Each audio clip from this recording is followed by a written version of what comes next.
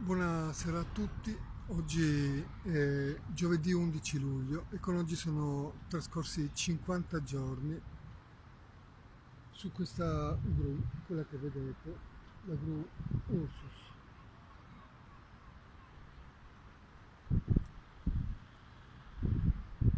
la gru galleggiante ormeggiata nel porto di Trieste. E con oggi sono anche 23 giorni che non tocco cibo. Sapete che sto facendo anche uno sciopero della fame contemporaneamente, interrotto soltanto da un ovetto e nonostante questo comunque il mio corpo continua a rispondere e ho ancora sufficiente forza e energia per andare avanti e per salire e scendere queste scale infinite.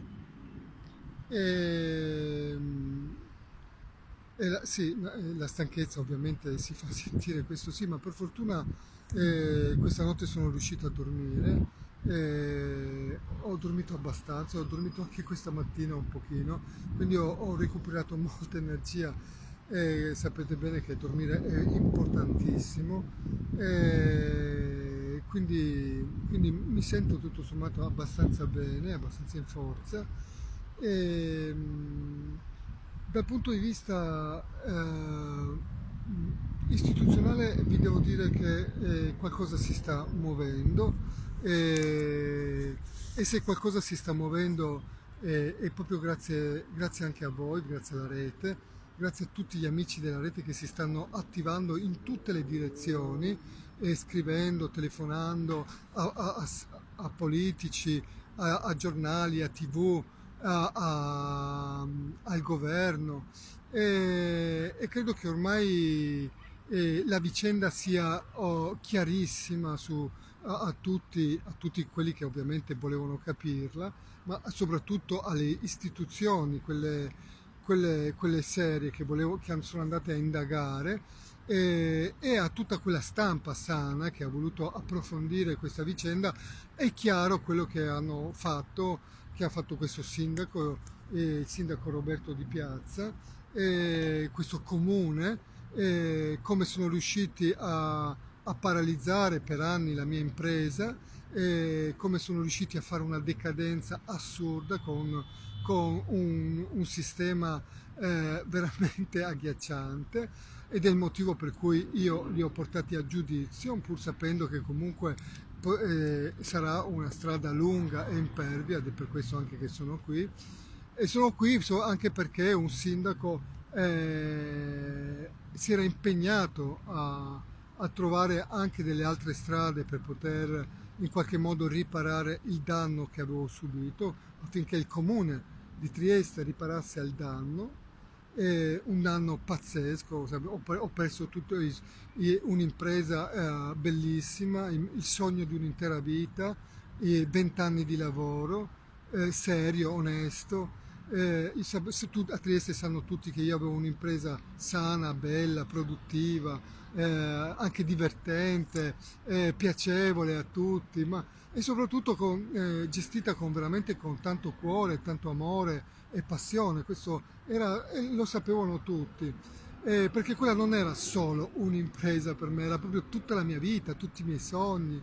E si sono loro, grazie all'inerzia, all'incompetenza e alle furberie di questa classe politica, io ho perso 20 anni di lavoro, la mia impresa, i miei sogni e anche la mia unica casa dove vivevo.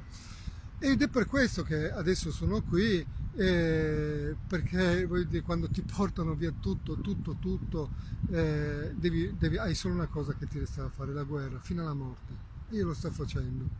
E loro si devono rendere conto e lo sanno che hanno fatto veramente lo schifo dello schifo in questa città. E ormai i documenti, la documentazione di tutto quello che è successo è in mano di chi doveva essere e stanno capendo, hanno capito che questo sindaco si è comportato in maniera inqualificabile e indifendibile. So- eh, Ha fatto precipitare una situazione che poteva essere risolta tranquillamente senza arrivare a queste estreme conseguenze, senza portare un cittadino onesto e pacifico a una situazione del genere. E questa cosa era anche oltretutto una specie di cronaca, era la cronaca di un crimine annunciato, perché erano tutti al corrente di quello che stava accadendo. La questura di Trieste, che era informata quasi giornalmente di quello che stava facendo il sindaco, dei suoi promesse, dei suoi impegni, di tutte quelle cose che ha detto, ha fatto e non portato a termine, e di questo ne era a conoscenza la prefettura e ne era a conoscenza anche il governo.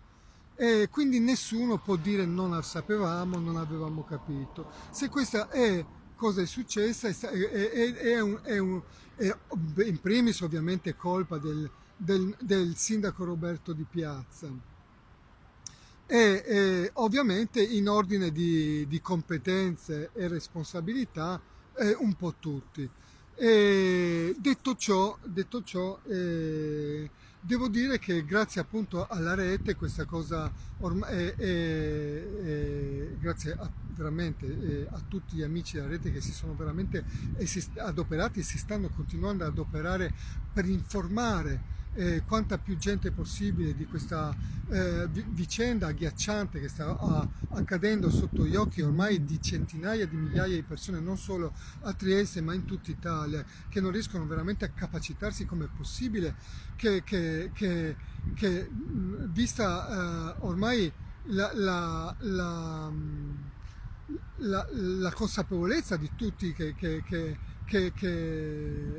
la persona che sta qui sopra ha subito un'ingiustizia immane.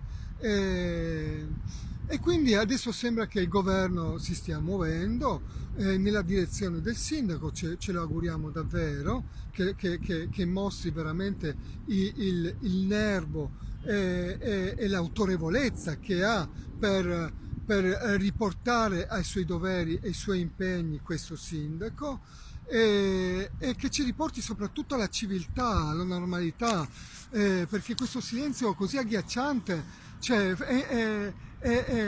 fa inorridire chiunque, perché è come se ci raccontasse che viviamo in una città che ormai è una civiltà, è una città anche, perché no? Che ormai ha perso qualsiasi valore, qualsiasi senso della solidarietà, dell'empatia, della civiltà, i semplici principi di civiltà, etica, coscienza, altruismo, umanità. Cioè, perso tutto, vuol dire che vorrebbe dire che hanno falciato tutto, ma non hanno falciato tutto solo per me, è per tutti così. No, allora che cosa facciamo? Ci arrendiamo a questa sottocultura, che queste persone vogliono farci spacciare per normale? Vogliamo veramente vivere tutti quanti in una società così decadente?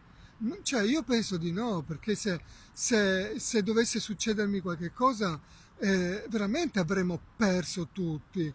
E io non voglio pensare, non posso accettare che, che- che- che questa civiltà sia ridotta così. E poi soprattutto non voglio pensare che debbano vincere sempre i malvagi. Non è possibile.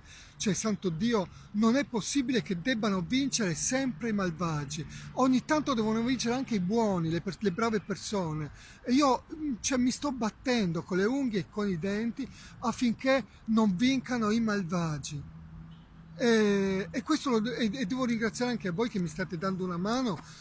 Lo so che voi che mi state dando una mano siete perfettamente consapevoli che in fin dei conti qui sopra ci siete anche voi, siamo tutti, chi più, chi meno, in misure diverse, ma siamo tutti sopra questa gru, no, che è rappresentativa, no? Una gru vecchia, fatiscente, che sta andando a pezzi, che a malapena galleggia, come il nostro paese, no? Come questa società, siamo qui sopra, siamo tutti su questa gru e dobbiamo tutti darci da fare affinché, affinché non vincano i malvagi, no? Che vinca la civiltà, che vinca l'umanità, che vinca la coscienza, che vincano i valori, no? E, e quindi forza, andiamo avanti, che secondo me siamo sulla strada giusta, continuiamo a bombardare come stiamo bombardando tutti i giorni, e continuiamo, se loro pensano di stancarci si sbagliano, perché